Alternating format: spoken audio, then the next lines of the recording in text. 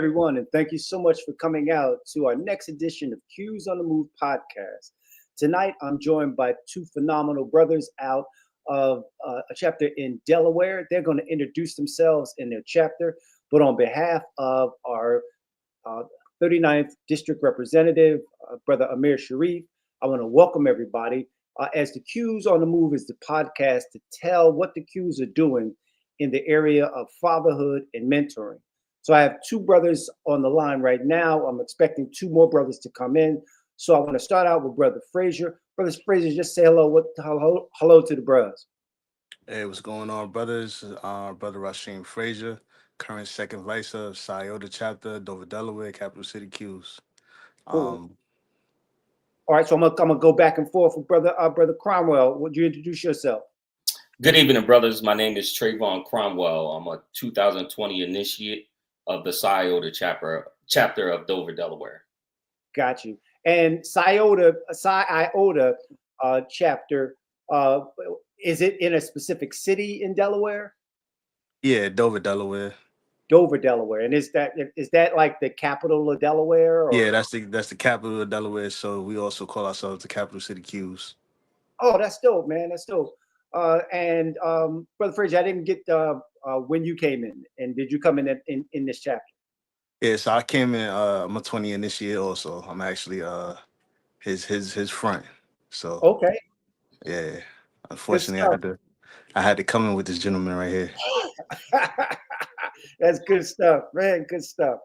All right, so tell me a little bit about your chapter, man. What y'all got going on in the area of fatherhood and mentoring? I'll start with you, brother.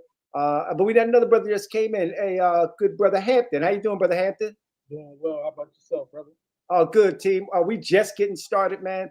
Starting out with your name, where you were initiated, and what do you currently do with the chapter? So my name is Scott Hampton, 320, Scioto, Dover, Delaware Q's. Those are my two LBs here. Right now, I am on the NCAA. I'm the chair of the NCAA program with our chapter. I also do some videography work here and there, some graphic design stuff as well. So, I'm here just to add my input, and represent the chapter. Good stuff, brother. Thanks for coming. I know you were driving, so you sped in, and so now we're good to go. Glad you got here safe. So, brother Frazier, I'm gonna jump right back to you, brother. Um, you were the ace then. Yo, he set the pace. Gotta Okay, keep the all right. momentum going. I'm gonna start with you, brother. It seems like your line has been consistent and active in getting the chapter up and going with the good stuff that you're doing in the area of mentoring. Tell me a little bit about what you're doing in the area of mentoring. We had talked a little bit in the background, and I found it interesting that not only are you personally mentoring some kids, but the chapter is doing a lot. I'd like for you to talk a little bit about what you're doing, as you mentioned, with the young people in that area. So chapter wise, first I'll talk about that. We have restarted this connection with the Dover Links with the Young Achievers. We had a couple older brothers that came through the Young Achievers program, so we reignited that collaborative effort. So we go around different around Delaware, the kids from the high schools, and we meet with them and do trips and talk to them about college and everything like that. Okay, and are you from Dover, Delaware, brother? Now I've been in Dover, Delaware for a while, but I'm from Brooklyn, New York. Okay, okay. What's the difference? Is it like Uh, because I've never been. I've been through Delaware to kind of get to Baltimore, but I never been. I never stopped there. So so what's Delaware like? so Delaware is economically friendly when you make the comparison of living in New York anywhere versus living in Delaware. No taxes. You feel safe out here. So for the most part, and in New York, you're safe in some areas, but I grew up in Brooklyn, so it's a little wild, a little rough, a little giddy. Okay, cool, cool. So you're enjoying it down there. Yeah, I'm enjoying that. I'm a family man now, professional. So I have young daughters. So economically and for safety and all that, it's way better to be out here raising my girls. Nice, nice. We're going to come back to the girls, but you had mentioned that you're also doing some mentoring on the side. A family reached out to you, and now you're actually doing extra work with some young people there. Tell us a little bit about that story, brother.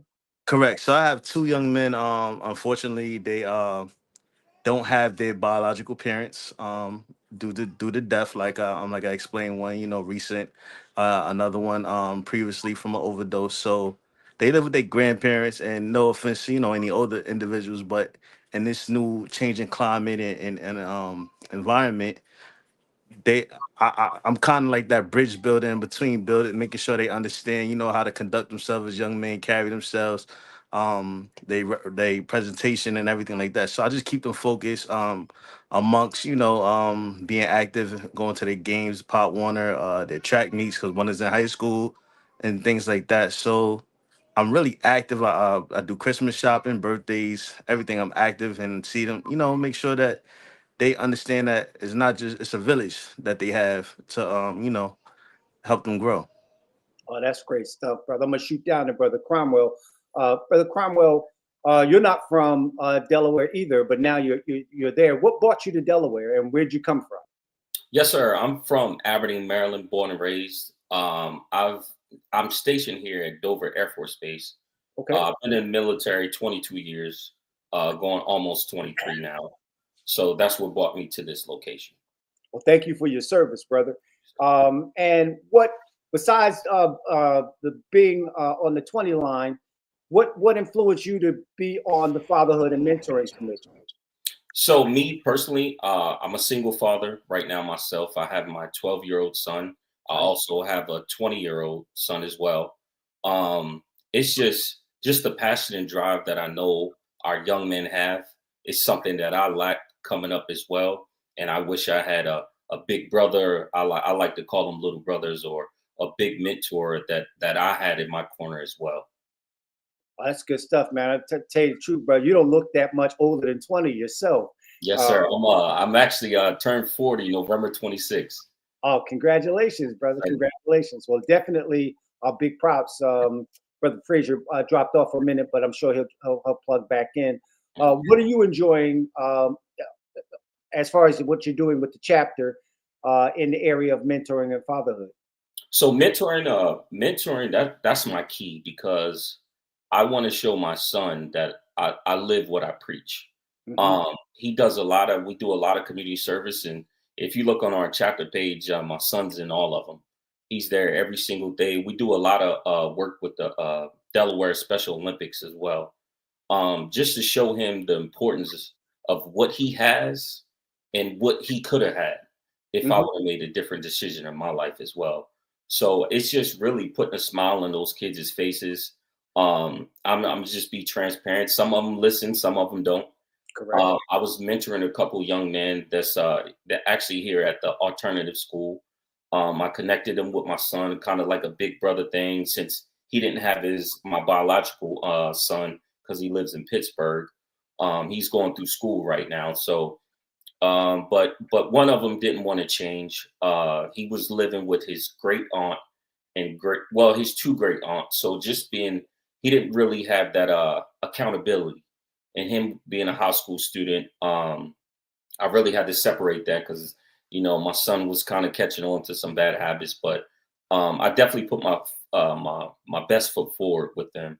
But it's just a passion. I didn't stop. I'm still in constant communication with them. But just because I know what it's like growing up without that male figure constantly in your life as a staple. So without a doubt, we'll definitely keep in mind that you planted that seed. Mm-hmm. I've been doing this for about 30 years now. I started mentoring in 1992, and I've been doing it ever since.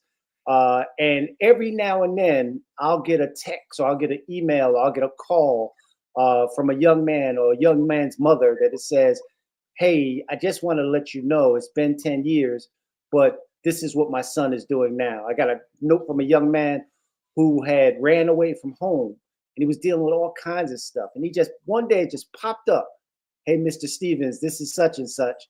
Hope you remember me. I just got accepted to St. Elizabeth College. Wanted to thank you for all of the stuff that you've done. I hadn't spoken to the young man in 5 years. The last time I had spoken to him, he was in like this halfway house type of situation because of running away and fighting his mother and all kinds of stuff. But it just happens, man, when you plant the seed, it always finds a way to come back. So just continue to stay encouraged. Send that brother a note every now and then, a text if you can, just to be like, hey, man, things didn't work out, but just wanted to let you know I'm here for you. Here's an article I think you might make sense for you to read and things of that nature. So you stay encouraged, but definitely keep that young man encouraged because you never know what life is going to bring. Yeah, absolutely. And I stay tapped in with them. But it's just like I tell my oldest son, you'll appreciate it more when you get older and you get your own and you got your own responsibilities. You'll appreciate that later. Absolutely. We'll kind of circle back into how that life skill has how we found that out, right? Yes. You know, like because our parents told us the same thing, like yeah, you ain't getting it right now, but you'll get it in a minute, right? Right. And absolutely. so, it's always good. So Brother Hampton, what say you, brother? Why are you involved in the mentoring and fatherhood program? I think kind of to piggyback off of what Trayvon said, it's like just want to pay it forward and just want to you know, I want to be there for people that might not have had, you know, what I had in certain situations, and also be there for what I didn't have in certain situations, for other people coming up. Also, you know, wanting to lead by example, and just make sure I put my best foot forward, be the best man I can be. You know, for my son, and for any other young man that's coming after me. That's kind of what my thought process was behind it. Okay, cool. Brother Darius, if you can hear us, brother Frazier is in the background trying to get in. So when you can, just plug him in. He said he can hear us. So he just texted me. Oh, there he is. All right, welcome back, brother. Yeah. I don't know what happened. I got kicked off. All right, that always happens, man. That always happens to the ace as well, right? I see it. Ace catches the L every single time. So I'm back with Brother Cromwell. I'm not Brother Cromwell, Brother Hampton. Brother Hampton, where are you from, man? Are you from Delaware? Yeah, so originally I'm from Wilmington, Delaware. I was born in Maryland, but pretty much raised in Delaware my whole life. Came down to Dover to go to college in 2008. Met my son's mother, and then I've been here ever since. Well, that's good stuff, man. So I guess, what do you do for a living, Brother Hampton? So right now I'm working at Hearst Industries in Dover, Delaware. I'm the HR manager there. So my company that I work at, we produce office furniture, cabinets, desks, things of that nature, shelving units. So I'm the HR manager there. Cool. And have you ever taken the kids to work with you, like the mentor? Do the kids even know what someone in your position does?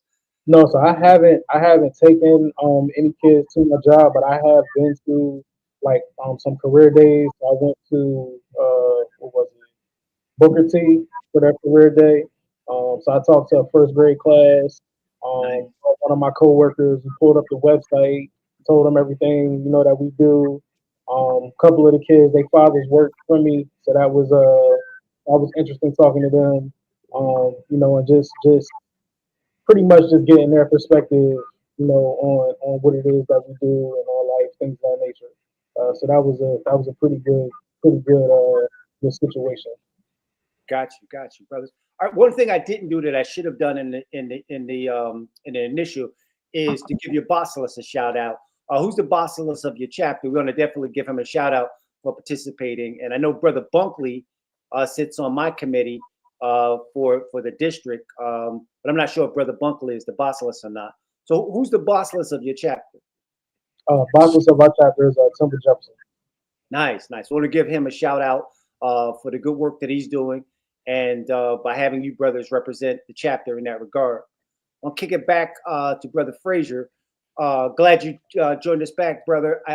We were talking. We were going to just jump right into the biggest thing that God could have given us is the ability to be fathers. And you have two daughters in your life. What do you think is the most important thing dads can do for their daughters? Give them it's a void that we bring that if we're not there, it creates it's unfillable. So we give them the perspective of guidance and leadership that, not taking nothing from any women.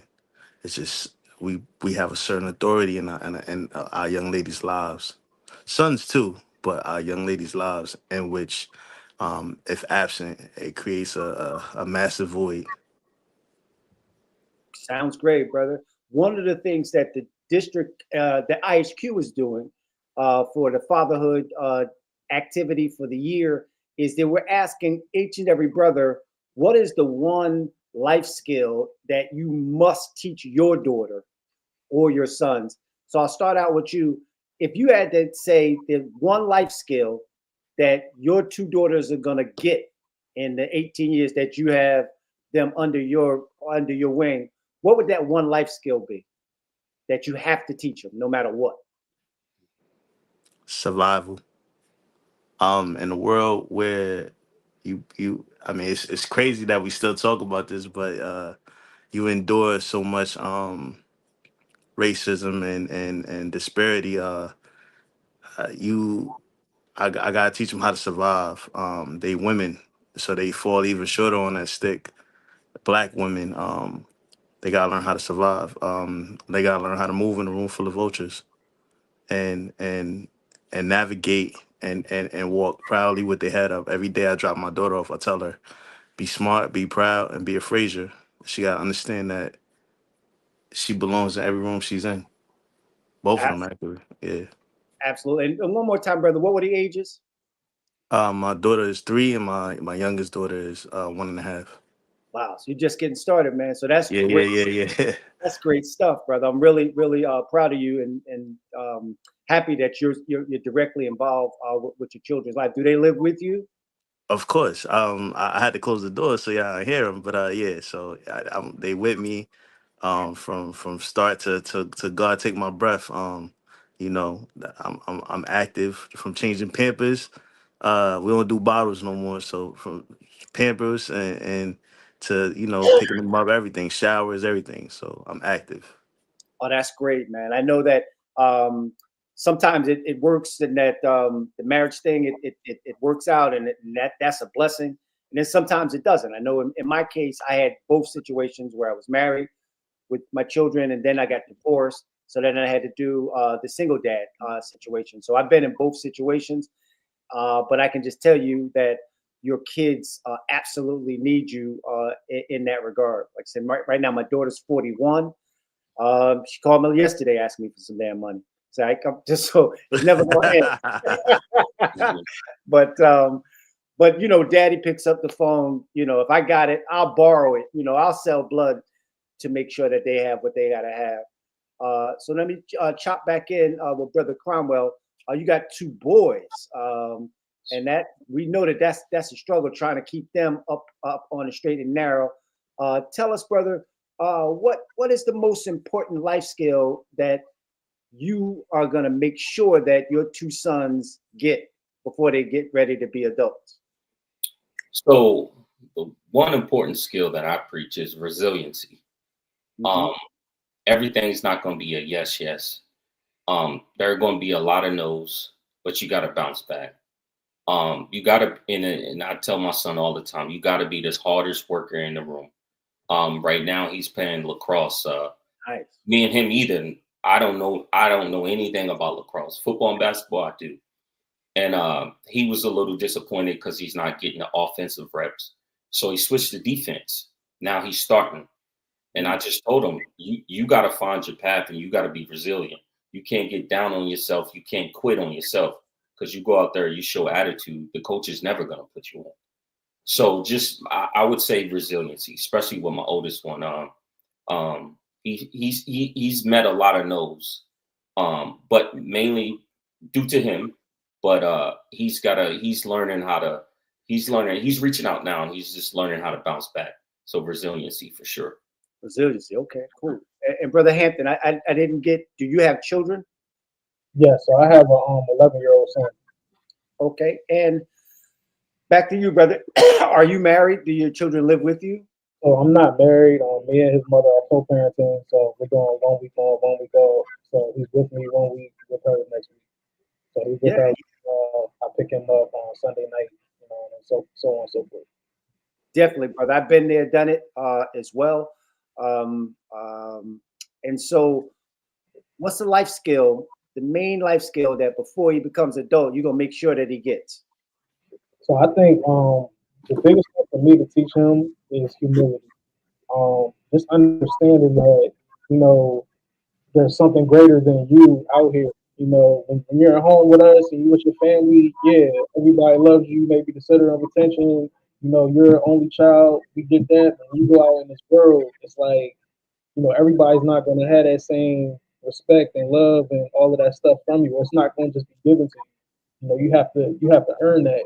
So just instilling that in him. A lot of people, they don't learn that at a young age. They go out into the world, and it's a very hard lesson. So just instilling that in him to where it's like, everything has to be earned to a certain extent. And the what you face in the real world is, it may not be exactly the same as the situation that you have at home. You got to be ready for that. You got to prepare yourself for that, and you got to make sure emotionally that you're strong enough to handle that.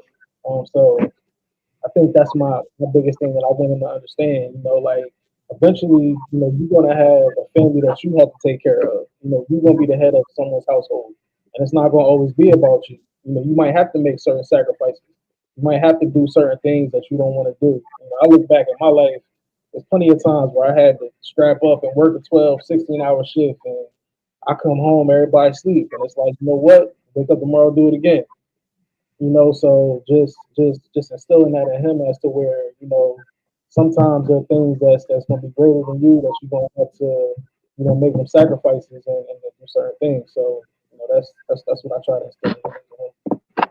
Man, that's good stuff, man. This morning, man, my son is he's 30 years old, and he's on the spectrum. So he's with me, and today I had to take him. He had a dentist appointment, and they had to put him asleep to remove a tooth. And so when he woke up, he was out of it. And so I asked him. I says, "Well, is he going to be able to go to work tomorrow?" And they says no, and they wrote him a note. And so then I drove by his job because his job was on the way home, and I got to go in for the first time. I got to see where he actually works, and I was like, man, this cat is really, that's a hard job that he has. So it grew a level of respect, more respect that as a father of his son, because I noticed some of the struggles that he goes through just to, get up in the morning and get it together, and then to see what he actually does for a living, almost brought a little tear to my eye, man. Just to, just the hustle and the grind that he's putting in, and I'm sure that you brothers are a little younger than I am, but I'm sure that you're seeing some of that same energy in your kids, where they really make you proud and happy to do the things that you're doing. Brother Frazier, what's something that you can look at in the time that you've been there, that you can say, man, this is one of the proudest moments of my life with your daughters?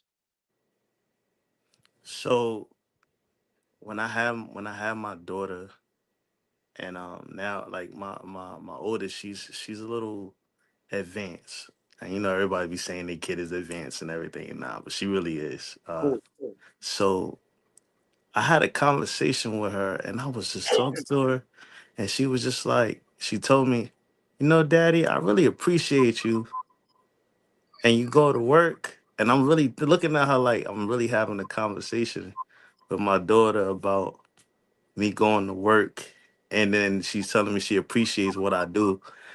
I really never really thought that she understood what I do, and everything for her, but she showed me she actually does. So that was a proud moment because I'm like, wow, not only am my efforts not in vain, but she actually has a little understanding of what's going on.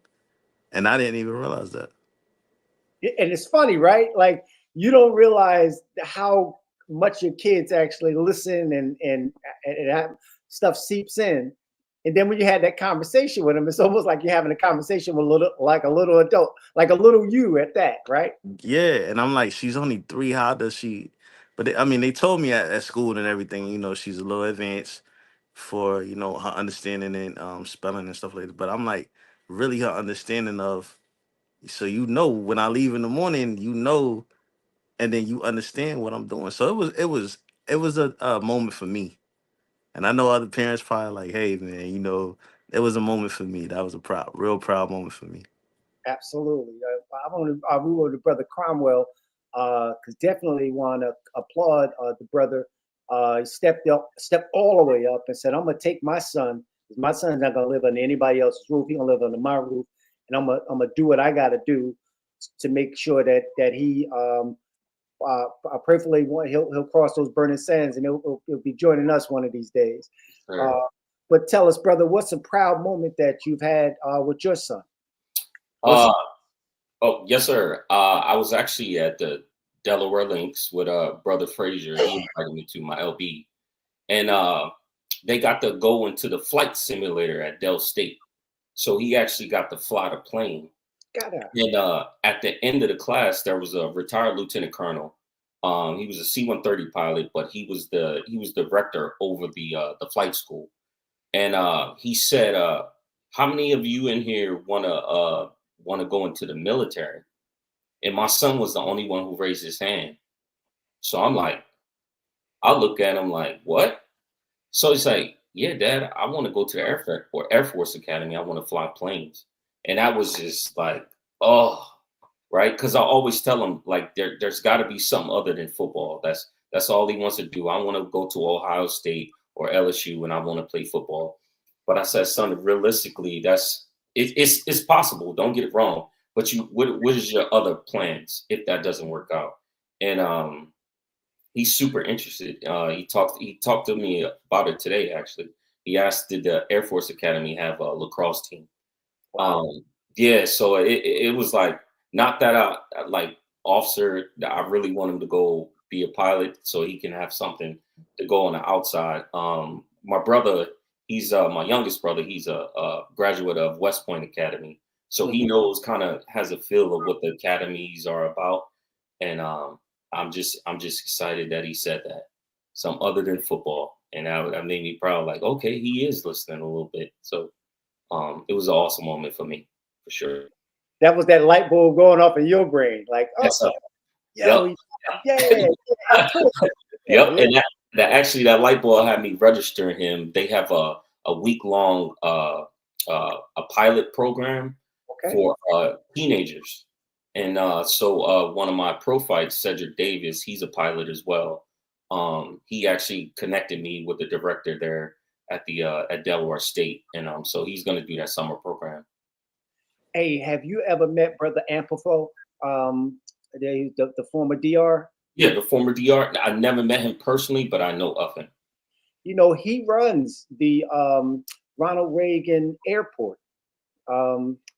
That's what he does for a living. He's in charge of the whole airport. Oh wow! Okay. And one year we did during COVID. We were doing a virtual session, and he plugged in and talked to the kids about becoming air pilots, because not only is he a pilot himself, but he also runs the entire airport. And I think that's the biggest airport on the East Coast. And it couldn't be a more humble brother on the planet. Reach out to that brother, man, and have your son have a conversation with him, just from a mentor perspective. He might even be able to bring him up to the airport, show him how the airport runs, all that kind of stuff. And he would do it too, because he's that type of brother, good brother. Yes, sir. So actually, I'm a listed aviator myself. I'm a load master on the C5 here. So every Wednesday during the summer, we have ground trainers. So he goes out there with us, see the flight engineers, the pilots do pre-flights. So he's definitely been around aviation. So I would love to do that for sure. Absolutely. I'll reach out to you, and I got his number, so Okay. I'll reach out to you and share the number. Are you going to the district? Yes, sir. I'll be there. All right, so definitely he'd definitely be there. So Definitely. yeah. Pull him to the side and just say, yo, man, I'm speaking to Brother Stevens, blah blah blah. Make it happen. We'll do, team. Cool. Brother Hampton, again with you, brother, what's that proud moment that you can kind of like pinpoint? So I think I would say like on a wide scale, just seeing him embracing his independence and doing certain things, like, you know, doing certain things on his own without me having to ask. Like the other morning, you know, I had my alarm set at a certain time for him to wake up. You know, we both waking up at the same time. Like, I hear his alarm going off 20 minutes earlier, and I'm like, I'm thinking I'm tripping. I'm going in the room, he getting ready, getting stuff together. I'm like, dang, like I ain't even have to, you know, typically, you know, you got to drag him out the bed, but he like, you know, certain things like that, you know, want to take the initiative to help around the house, clean up, learn how to do certain things, wash his clothes, different things like that. It's like, you know, it's I can see in his eyes that he's really interested in that kind of stuff. And I guess at this point, I'm trying to foster that because, you know, 2, 3, 4 years from now, I'm gonna be having to force him to do it. You know, but right now he's intrigued and he's like, yo, I wanna embrace the independence. So I guess I gotta, you know, right now I'm trying to meet him where he's at. You know, not give him too much that he can't handle, but just meet him where he at. So I think it's that, just seeing him embrace that independence, you know, coming home, doing his homework, doing certain things, you know, coming home with the A+ on the test, making sure he shows me, making sure, you know, we calling up relatives and stuff like that, and just kind of falling into that. So I think for me, it's more so that seeing him fall into his independence. Well, that's what's up, man. And we're running. We got about 3 to 4 minutes left because we started a little late, but we're about 3:32 now. But what I would like to do is kind of, as we conclude, brothers, I just want to first, I want to say that I'm just so proud to see young brothers, and y'all probably don't consider yourself young brothers anymore, but I've been in it for 30 years, and I'm ready to pass this torch. But I'm more happy to see that y'all are really taking this to the next level for Omega. Brothers like myself have put in some work, but the work is nowhere near done. And I'm really proud to see that y'all are ready to take this on and move it to the next level, whatever that next level is. So, Brother Frazier, as we push towards the end, and I'll hit each one of you with the same question. What's next for your chapter? What do you got coming up, mentoring or fatherhood? So we're gonna conclude in May. We're gonna conclude every month. We have 2 segments with the Young Achievers. I don't know if a lot of people are familiar with Upper Bound, but I would like to actually I know it's gonna take some time, get a program running like that again. I think with the new environment, the changing landscape of with the universities adapting to, like Delaware State has, you know, the early college and then middle school now, and then other universities adopting that aspect. I think we should, you know, make our presence known and have actually, you know, a Omega group that actually attends some of the high schools and start there. I don't think it's ever too early to get involved and you know, you never know what perspective or what you could do, what impact you have on these young men and young women until you get involved, because it actually does take a village, you know, for some of them. Absolutely. Brother Cromwell, what do you got coming up that you're excited about? I assume you're going to be involved with the same program, but is there anything specific that that you see coming up either this year, next year? Yes, sir. Yes, sir. So along with what Brother Frazier said, we have a STEM initiative going on, held by my Brother Coley. So what I plan to do, I plan on taking a couple kids from my son's Kent County team, and Brother Coley's gonna get some kids from Postal Wake Middle School. We're gonna have them do a tour. I'm gonna guide them on a tour through the C5. We're gonna show them some aviation. We're gonna show them their air traffic controller. I have a connection with that as well to see the controllers, and then they're gonna get a little tour from the aircraft mechanics. So they're gonna show them how to do a tire change. So I'm actually developing that now. Just to stimulate young minds, to show them that it's something different other than sports. Even though I love sports myself, but that's my next focal point. That's what's up, man. Who you think gonna win this Final Four? So I'm gonna say Florida only because they knocked out Maryland. Okay. That's it. That's it. So, Yeah. I want to see Houston's still in it, right? mhm. Yeah, I want to see them do it. Some reason. All right, brother. Hampton, your last one, brother. Up. What do you see coming up that you're excited about? So obviously supporting, my LBs and both of their endeavors that they just mentioned. And one thing I do like what you said earlier, as far as like me possibly taking some of the young men to tour the plant and just kind of see what we do. We have positions open,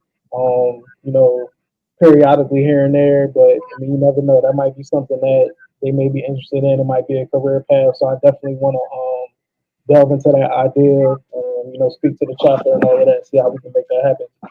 So I definitely think that's going to be something I want to look into in the near future. Cool, good stuff, brothers. So we're running a little short on time, brothers. But one of the things I wanted to recommend that you consider that what we're doing, and we're starting it in Jersey, but we're looking to promote it throughout the second district, is we're doing this thing called Books with Boys in Barbershops. And what we're doing is that we're asking the bros to donate books that they don't read anymore, or in some cases go buy black owned or black books by black authors, and then donate those books to your local barbershop. What we do is we bought a little bookshelf and we placed it up, and it's called the Little Omega Library. And then when the boys go get their haircuts, they get to just pick whatever book they want to read while they're sitting down waiting for the crew to come, waiting for their barber to come. And this is an easy lift, and it gets you out there in the community, because we know we gotta be out there so they can see the purple and gold. And if they see it every time they go to the barbershop in a library that says Little Omega Libraries, it really kind of pushes the concept that we're about that life. So with that said, brothers, I want to thank you for giving me the time tonight for Q's on the Move podcast. I look forward to meeting you at the Second District Conference, and that I don't know if I'll be in Delaware anytime soon, but if I am, I'd love to kind of come down and break bread with you, brothers, just to kind of chop it up and hang out a little bit.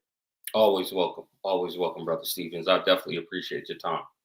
All right. So with that said, hold on for 1 second, brothers. Darius, we're going to shut it down. Want to thank everybody for watching again. Q's on the Move podcast. The good brothers in Delaware are getting it done, living the creed, living by example. With some young brothers came in 2020 that are really doing it down there. So proud of them. Brother Bunkley, thank you for stepping in. And with that said, I want to say peace to everybody. Peace, bros. All right, Brother Bunkley,